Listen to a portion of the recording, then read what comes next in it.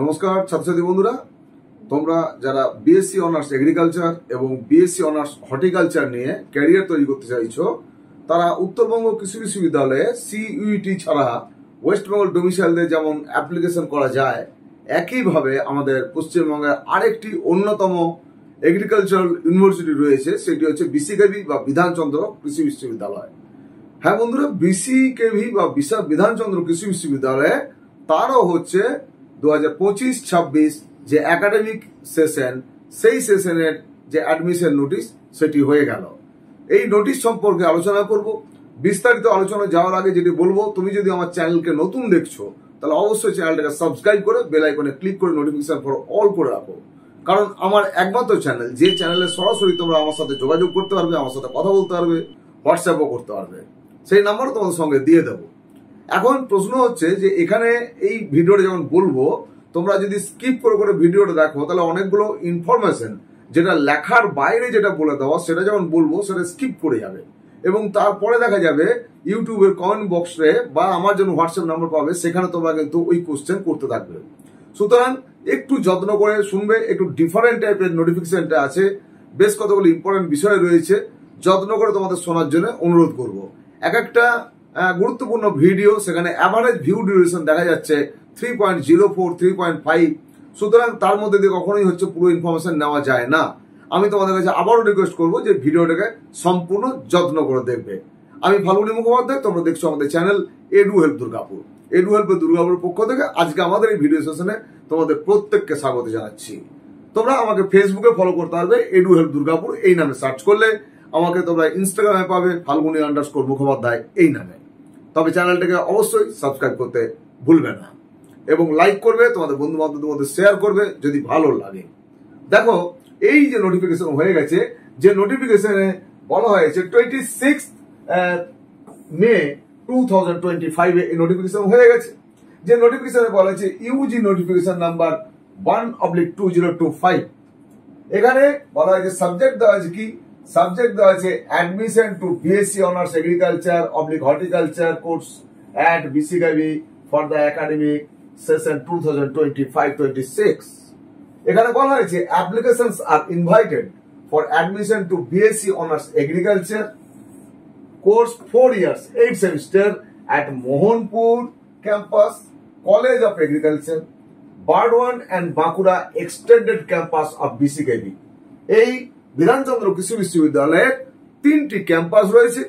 Main campus হচ্ছে মোহনপুর নদিয়ায়, এছাড়াও রয়েছে বারওয়ান ক্যাম্পাস এবং বাঁকুড়া শুশুনিয়া ক্যাম্পাস। এই বারওয়ান ক্যাম্পাস এবং বাঁকুড়া শুশুনিয়া ক্যাম্পাস এগুলো এক্সটেন্ডেড ক্যাম্পাস। অনেকে আমাকে প্রশ্ন রাখে যে স্যার এই 3টে থেকে আলাদা আলাদা অ্যাপ্লিকেশন করতে হবে না, একটাই মাত্র অ্যাপ্লিকেশন হবে, অনলাইনে অ্যাপ্লিকেশন করবে। সেই একটা অনলাইনের অ্যাপ্লিকেশনের মধ্যে দিয়েই তোমাদের যে মেরিট লিস্ট বেরোবে, সেই মেরিট লিস্টে 3টে চয়েস দিতে হবে, সুতরাং যে ক্যাম্পাসটাই পাবে।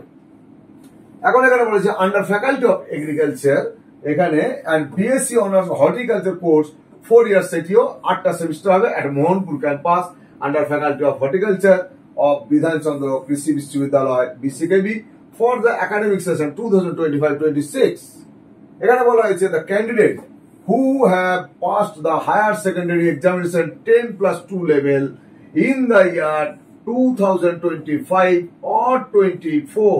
এটা গুরুত্বপূর্ণ বিষয় যে এবছরে এখানে যে নোটিফিকেশন এসছে তাতে করে কেবলমাত্র 2024 সালে যারা পাস করেছিল এবং 2025 সালে যারা 10+2 পাস করে গেলে কেবলমাত্র তারাই হচ্ছে অ্যাপ্লিকেশন করতে পারবে। এখানে বলা হয়েছে only eligible to apply those candidates in UG courses for the academic session 2025-26। এখানে বলা হয়েছে candidates can only apply online through the university website। এই ইউনিভার্সিটি ওয়েবসাইট হচ্ছে www.bckv.edu.in। A single application will cover both BSc Honours Agriculture in all campuses and BSc Honours Horticulture courses at Mohanpur campus of this বিশ্ববিদ্যালয়। এখানে বলা হয়েছে যে actually এই যে 3টে ক্যাম্পাস রয়েছে, মেন ক্যাম্পাস এবং 2টো এক্সটেন্ডেড ক্যাম্পাস, এই মেন ক্যাম্পাস এবং 2টো এক্সটেন্ডেড ক্যাম্পাস সব জায়গাতে বিএসসি অনার্স এগ্রিকালচার পড়ানো হবে।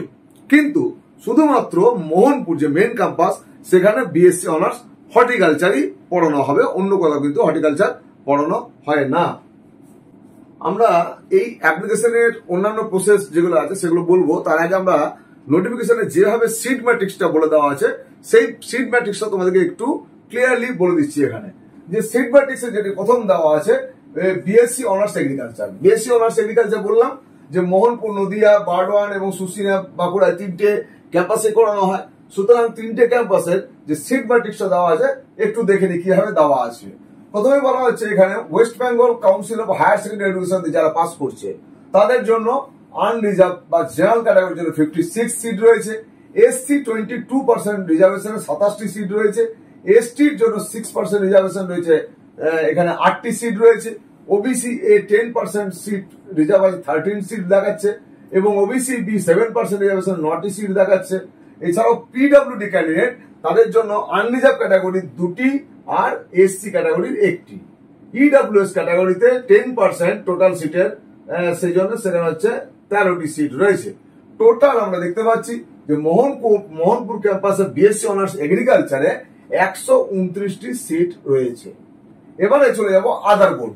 আদার বোর্ডে কি রয়েছে? আদার বোর্ডে দেখা যাচ্ছে যে আনরিজার্ভে 6টি সিট রয়েছে, এসসি তে এখানে 3টি সিট আছে, এসটি 1টি, ওবিসি এ 1টি, ওবিসি বি 1টি, এবং পিডব্লিউডি দিয়ে কোনো সিট নেই, আর ইডব্লিউএস এর 1টি আছে। মোট 13টি সিট রয়েছে। এছাড়াও West Bengal State Council of technical and vocational education and skill development, সেখান থেকে যারা পাস করবে তাদের জন্য রয়েছে 3টি সিট আনরিজার্ভ বা জেনারেলের জন্য। এসসির জন্য রয়েছে এখানে 1টি সিট, এসটির জন্য কোনো সিট নেই। ওবিসি এ 1টি আছে, ওবিসি বি এর কোনো সিট নেই। ইডব্লিউএস এর 1টি সিট আছে। মোট 6টি সিট রয়েছে। এখানে টোটাল এর সঙ্গে 37টি সিট আছে আইকার বা সিইউইটি দিয়ে যারা আসবে তাদের জন্য। মোট হচ্ছে 185। এইখান থেকে যদি আমরা এই আইকারের সিটটা বাদ দিয়ে দিই তাহলে শুধুমাত্র আমাদের এই যে ওয়েস্ট বেঙ্গল ডোমিসাইল যারা অ্যাপ্লিকেন্ট হবে এখানে তাদের জন্য 148 সিট কিন্তু থাকছে। 148। এবারে চলে যাবো আমরা এখানে বারডোয়ান ক্যাম্পাস। বারডোয়ান ক্যাম্পাস একইভাবে West Bengal Higher Secondary Council থেকে যারা পাস করেছে তাদের জন্য আনরিজার্ভ হচ্ছে 16টি, এখানে এসসি 7টি, এসটির হচ্ছে 2টি, ওবিসি এ 3টি, ওবিসি বি 2টি, এবং ইডব্লিউএস এর রয়েছে 3টি। মোট 33টি সিট রয়েছে। আদার বোর্ডের জন্য জেনারেলের জন্য সিট রয়েছে 3টি, 1টি আছে এসসির জন্য, অন্যান্য ক্যাটাগরিতে কিছু নেই। টোটাল সিট আছে 4টি। এছাড়াও West Bengal State Council of technical and vocational education and skill development এই খাতে যারা পাস করছে তাদের জন্য রয়েছে আনরিজার্ভে 2টি সিট, এবং অন্যান্য ক্যাটাগরিতে নেই। টোটাল হচ্ছে 2টি সিট রয়েছে। এখানে আমরা দেখে নেব এই টোটাল সিট। এখানে কিন্তু আইকারের কোনো এই ঘরে কিন্তু আইকারের কোনো কোটা নেই। সুতরাং 39 সিট রয়েছে আমাদের বারডোয়ান ক্যাম্পাসে। শুশুনিয়া বা বাঁকুড়া ক্যাম্পাস যেটি রয়েছে সেখানে West Bengal Council of higher Secondary Education সেখান থেকে যারা পাস করছে তাদের জন্য জেনারেল সিট রয়েছে 16টি, এসসি রয়েছে 7টি, এসটি 2টি, ওবিসি এ 3টি, ওবিসি বি 2টি, এবং ইডব্লিউএস এর রয়েছে 3টি। মোট হচ্ছে 33টি সিট রয়েছে। এছাড়াও আদার বোর্ডের জন্য জেনারেল ক্যাটাগরি রয়েছে 3টি, এসসি রয়েছে 1টি, অন্যান্য ক্যাটাগরি কিছু নেই। মোট হচ্ছে 4টি। আবার West Bengal State Council of Technical Education এবং vocational technical and vocational education এবং স্কিল ডেভেলপমেন্ট থেকে যারা পাস করছে তাদের জন্য 2টি রয়েছে জেনারেলের সিট। আদার কোনো ক্যাটাগরিতে নেই। টোটাল 2টি। এখানেও দেখতে পাচ্ছি আমরা শুশুনিয়া ক্যাম্পাসে টোটাল সিট সংখ্যা হচ্ছে 39।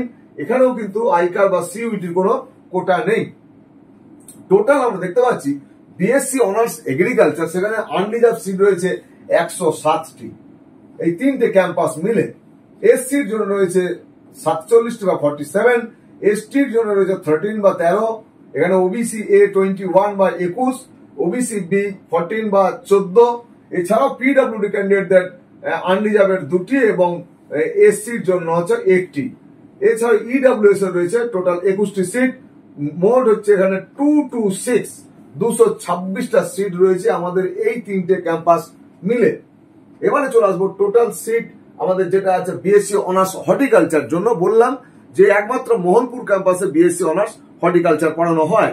সেখানকার সিট ম্যাট্রিক্সটা কিরকম রয়েছে? West Bengal Higher Secondary Council থেকে যারা পাস করেছে তাদের জন্য হচ্ছে 15টি আনরিজার্ভেড সিট। এই সিট হচ্ছে 7টি, এসটি 2টি, ওবিসি এ 3টি, ওবিসি বি 2টি এবং ইডব্লিউএস এ রয়েছে 3টি। মোট হচ্ছে 32টি বা 32। এবার রয়েছে আদার বোর্ডের জন্য। আদার বোর্ড যারা রয়েছে সিবিএসসি, আইসিএসসি এসব বোর্ড থেকে যারা আসবে তাদের জন্য সেখানে জেনারেল আছে 2টি এবং অন্যান্য কোনো ক্যাটাগরি নেই, টোটাল আছে 2টি। এছাড়াও রয়েছে West Bengal State Council of technical and vocational education এবং স্কিল ডেভেলপমেন্ট যেখানে রয়েছে সেখানে 2টি সিট রয়েছে আনরিজার্ভের জন্য, অন্যান্য ক্যাটাগরি নেই, টোটাল 2টি আছে।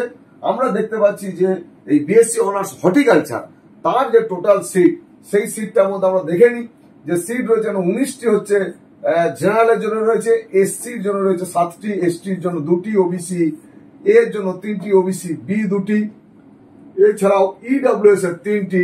টোটাল হচ্ছে 36 বা 36টি সিট রয়েছে বিএসসি অনার্স হর্টিকালচারের জন্য। মোহনপুর ক্যাম্পাসে এখানে আমাদের বিটেক এগ্রিকালচারাল ইঞ্জিনিয়ারিং পড়ানো হয়।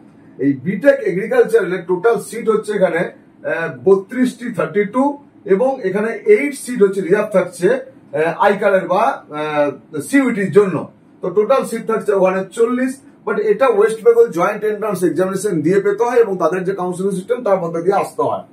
এখানে আমরা দেখতে পাচ্ছি যে আইকারে যে বা সিইউটি যে নমিনেটেড ক্যাটাগরি যে থাকবে আর কি, যারা আসবে ক্যান্ডিডেট থাকবে তাদের জন্য কিন্তু মোহনপুর ক্যাম্পাসে বিএসসি অনার্স হর্টিকালচারে 9টি সিট কিন্তু রিজার্ভ আছে। সুতরাং টোটাল সিট দাঁড়িয়ে যাবে এখানে বিএসসি অনার্স হর্টিকালচারে 45। তার মধ্যে 9টা ছেড়ে দিলে 36 হচ্ছে শুধুমাত্র ডাইরেক্ট অ্যাডমিশন যেটা হবে নাম্বারের ভিত্তিতে তাদের।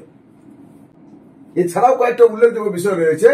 3টে সিট বলা যায় 3 seats for candidates admitted directly to 3rd semester of BTech agricultural engineering. এটা ল্যাটারাল এন্ট্রির মধ্যে ঢোকে, সেটা West Bengal Joint Entrance Examination Board conduct করে।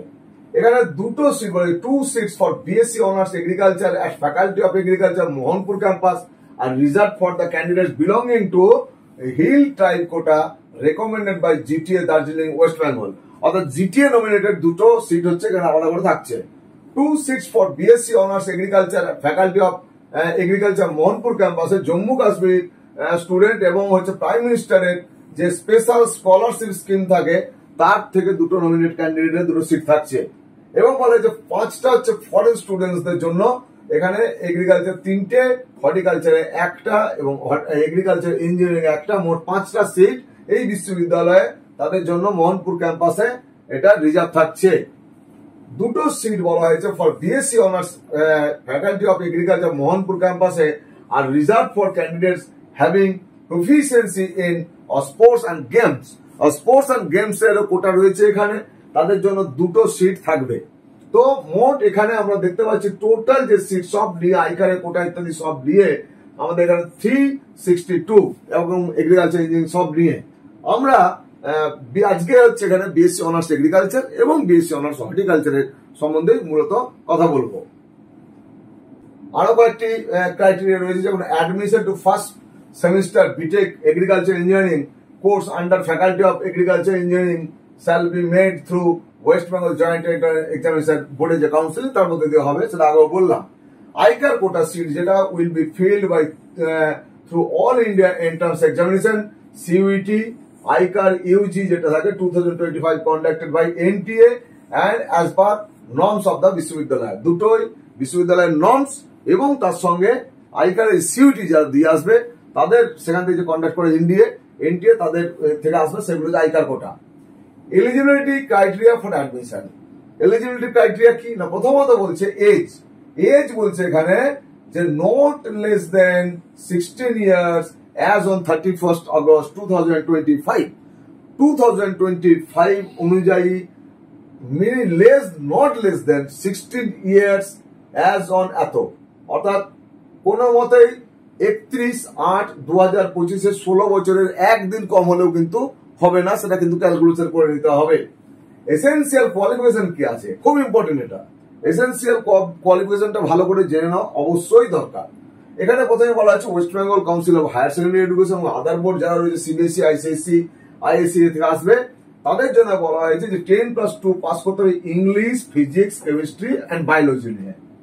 এবার মার্কস কি থাকতে হবে না ইংলিশের মার্কসটা হচ্ছে আউট অফ 100 যেন হয়, কোথাও যদি 50 হয় তাহলে কনভার্ট করতে হবে 100 করে সেভাবে লিখতে হবে। এবারে পার্সেন্টেজ বলা হয়েছে at least 65% marks in aggregate for general, OBC, EWS or sports quota candidates and 55% marks বলা হয়েছে এসসি, এসটি, পিডব্লিউডি ক্যান্ডিডেটসদের জন্য। তাহলে 65% হয়ে গেল জেনারেল, ওবিসি, ইডব্লিউএস এবং স্পোর্টস কোটা যারা, আর এসসি, এসটি, পিডব্লিউডি ক্যান্ডিডেট তাদের জন্য 55% হচ্ছে এগ্রিগেট হতে হবে। এবারে বলা হয়েছে নট অ্যাপ্লিকেবল ফর আইকার ক্যান্ডিডেট, আইকারদের ক্ষেত্রে, আইকার ক্যান্ডিডেটদের ক্ষেত্রে এটা কিন্তু এই নিয়মটা অ্যাপ্লিকেবল নয়। এবারে বলা হয়েছে West Bengal State Council of Vocational Education and Skill development থেকে যারা পাস করছে ভোকেশনাল স্ট্রিম থেকে, তাদের জন্য বলা হয়েছে first higher secondary examination 10+2 with English থাকতেই হবে একইভাবে, প্লাস বায়োলজি থাকবে, এবং বলা হয়েছে ফিজিক্স কেমিস্ট্রির মধ্যে যে কোনো একটা থাকবে, তাহলে ইংলিশ থাকতে হবে, বায়োলজি থাকতে হবে, ফিজিক্স কেমিস্ট্রির মধ্যে যে কোনো একটা ইলেকটিভ সাবজেক্ট থাকতে হবে ফিজিক্স কেমিস্ট্রির মধ্যে।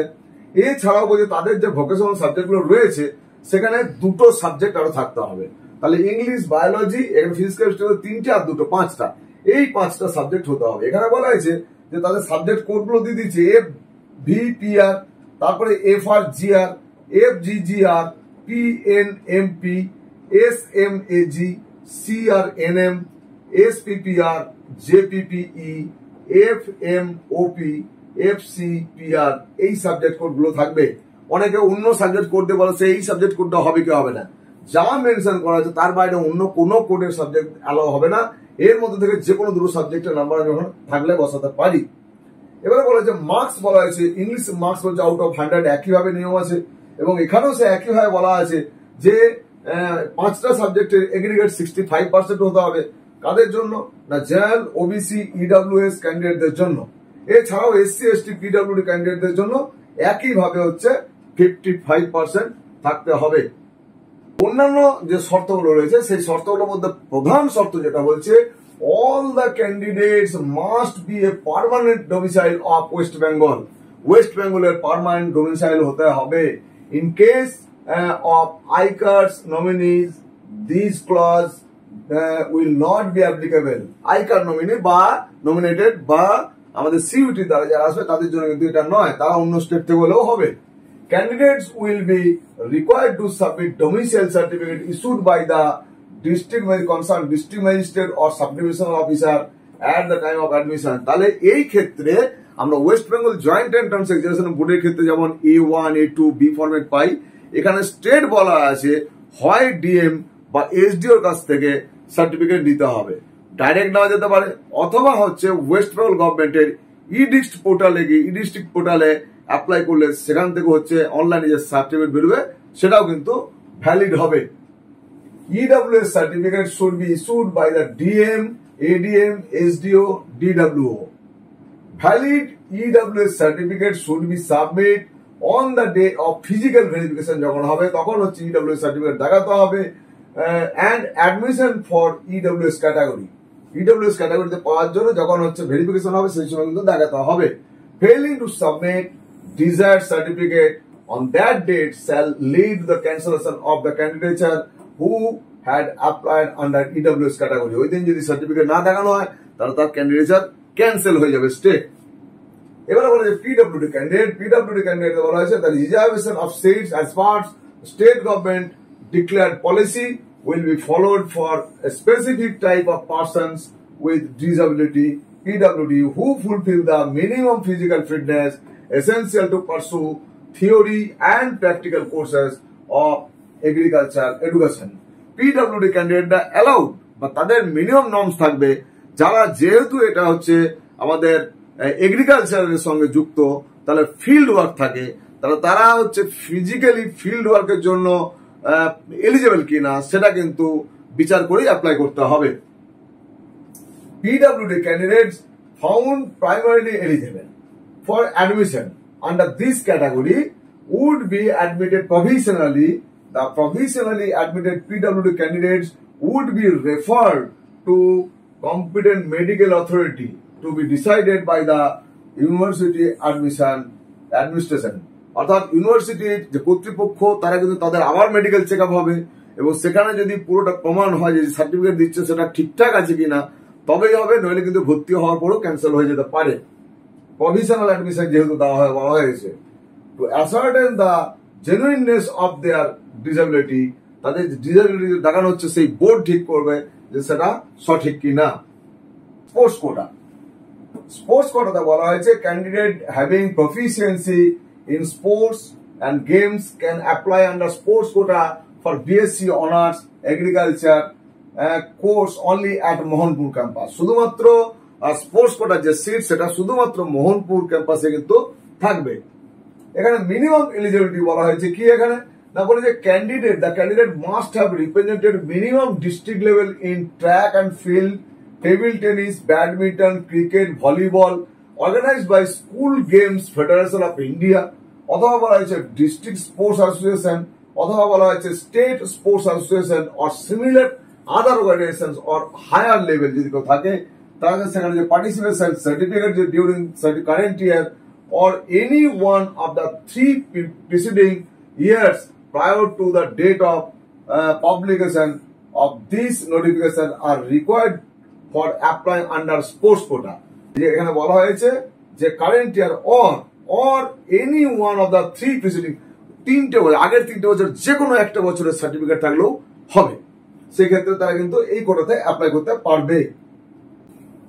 Candidate seeking reservation relaxation benefits available for SC, ST, PWD quota must ensure that they are entitled to such reservation relaxation as per eligibility criteria prescribed by Government of West Bengal.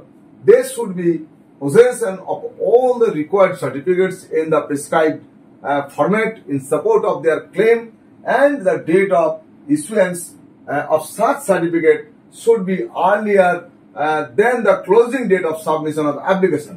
তাহলে অ্যাপ্লিকেশনের closing date যেটা থাকবে রয়েছে তার আগের ডেটের যে কোনো ডেটের সার্টিফিকেট তাদের হতে হবে। এখানে বলা হয়েছে ওবিসি এ আর B, this is very important. এই ওবিসি এ আর ওবিসি বি এটা ভালো করে তোমরা মন দিয়ে শুনে নাও, এটা খুব জরুরি। এখানে বলা হয়েছে a candidate applying for OBC A OBC B category must produce a OBC B certificate issued by the competent authority। OBC A, OBC B candidate only belonging to non-criminal, যারা NCL হবে তারাই কিন্তু শুধুমাত্র এখানে এলিজিবল হবে, will be eligible for admission under OBC category। A valid NCL certificate should be issued by the SDO থেকে certificate কিন্তু নিয়ে থাকতে হবে। Actual admission under OBC category will be undertaken only after getting directives from the state government or court of law। এই জন্য বলছি, এটা এখানে বললাম এটা গুরুত্বপূর্ণ, যে এই কথাটা এখানে খুব গুরুত্বপূর্ণ ভাবে বলা হয়েছে যে এই অ্যাডমিশনটা প্রসেস হবে যে গভর্নমেন্ট অফ ওয়েস্ট বেঙ্গল অথবা কোর্ট অফ ল। ইতিমধ্যে কলকাতা হাইকোর্টের এই বিষয়টি রায় রয়েছে, সুতরাং সবটাকে মাথায় রেখেই বলবো তোমরা যারা এই ক্যাটাগরি বিলং করছো, তোমরা জানো নতুন যে এসছে রায়, সেখানে 2010 সালের আগের 66টি টাইটেল এই ওবিসি এ বি ভুক্ত যারা আছে তাদেরগুলো গ্রাহ্য হয়ে বলা হয়েছে, বাকিগুলো গ্রাহ্য হবে না। সুতরাং এই ক্ষেত্রে গভর্নমেন্টের ডাইরেক্টিভস কি আসবে বা কোর্ট অফ ল থেকে কি আসবে তার উপর ডিপেন্ড করবে। সুতরাং তোমাদেরকে বলবো ভালো করে বিচার করে তোমরা জেনারেল ক্যাটাগরিতে অ্যাপ্লাই করবে বা তোমার নিজের ক্যাটাগরিতে অ্যাপ্লাই করবে সেটা দেখে নাও, এবং 2010 সালের আগে 66টি টাইটেল তার মধ্যে তোমার থাকলে অবশ্যই তুমি ওবিসি অ্যাপ্লাই করতে পারবে, কিন্তু সেই ক্ষেত্রে ওবিসি এ বি থাকবে কিনা সেটাও এখনই পুরোপুরি বলা যাচ্ছে না। The candidate must possess good health and capable undertaking extensive field work. The selected candidate will be required to undergo a medical examination at the time of admission. Admission এর সময় তোমাদের একটা মেডিকেল টেস্ট হবে তোমাদের। If any candidate is found physically unfit at the time of medical checkup, his or her admission is liable to be cancelled। তার কিন্তু admission cancel হয়ে যাবে। বিধানচন্দ্র কৃষি বিশ্ববিদ্যালয়ে পড়তে গেলে তার অ্যাডমিশন ফি, এই অ্যাডমিশন ফিটাকে দুটো ভাগে ভাগ করা হয়, একটা হোস্টেলার একটা ডে স্কলার। অর্থাৎ 15 কিলোমিটার রেডিয়াসের মধ্যে যারা থাকে তাদেরকে মোটামুটি হোস্টেল দেওয়া হয় না, সেই জন্য তাদেরকে ডে স্কলার বলা হয়, আর যারা হোস্টেলে থাকে তো হোস্টেলার বলা হয়। দুটো ভাগ করা হয়েছে। এখন দুটো ভাগে ভাগ করার মধ্যে এই যে হোস্টেলার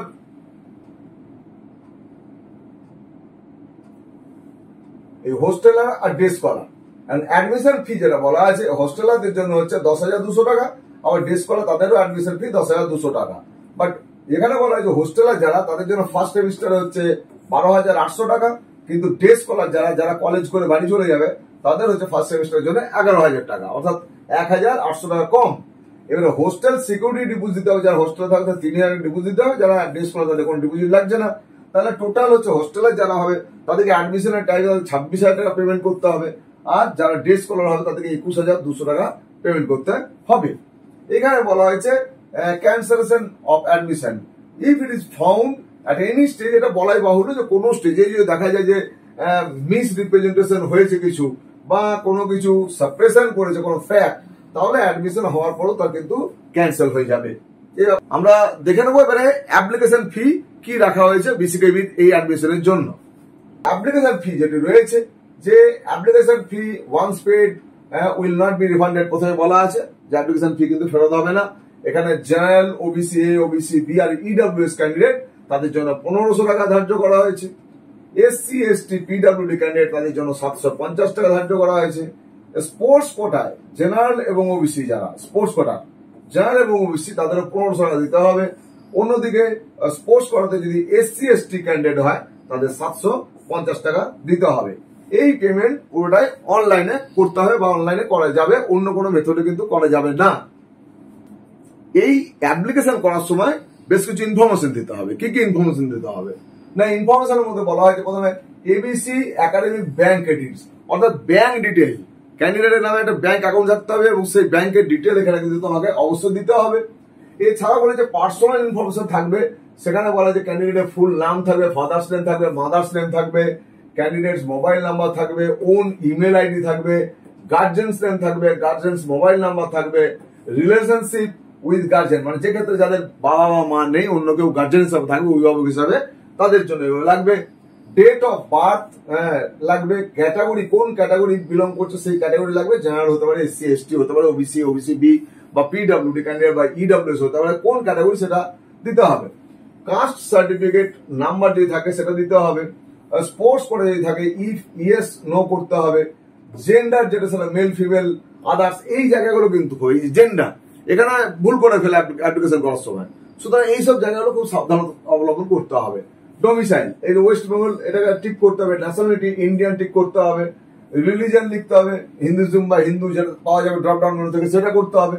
আর স্টুডেন্টস হচ্ছে আধার নাম্বার, তোমাদের আধার নাম্বারটা কিন্তু তোমাদের লিখতে হবে। প্রেজেন্ট অ্যাড্রেস এবং পার্মানেন্ট অ্যাড্রেস এবং করসপন্ডেন্স অ্যাড্রেস যেটা থাকবে, অর্থাৎ পার্মানেন্ট অ্যাড্রেস আর করসপন্ডেন্স অ্যাড্রেস, পার্মানেন্ট অ্যাড্রেস আর করসপন্ডেন্স সেম হলে সেম লিখতে, পরে একটা ডু কোড দিলে হয়ে যায়, অর্থাৎ ওটা পুরোটাই নিয়ে নেবে অটোমেটিক ওখানে।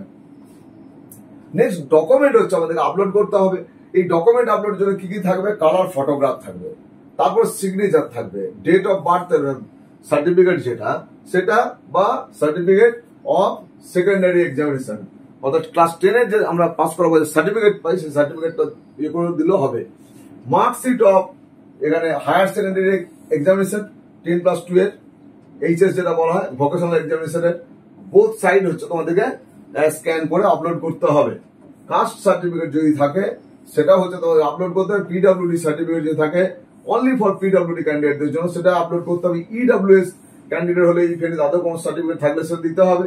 পার্টিসিপেশন সার্টিফিকেট স্পোর্টস কোটা যা থাকে তাদের দিতে হবে। স্টুডেন্টস আধার কার্ড আপলোড করতে হবে, পেরেন্টস আধার কার্ড আপলোড করতে হবে। এখানে হচ্ছে ইনকমপ্লিট, এখানে আমাদের ইনকমপ্লিট অ্যাপ্লিকেশন বলছে যে will be liable for cancellation.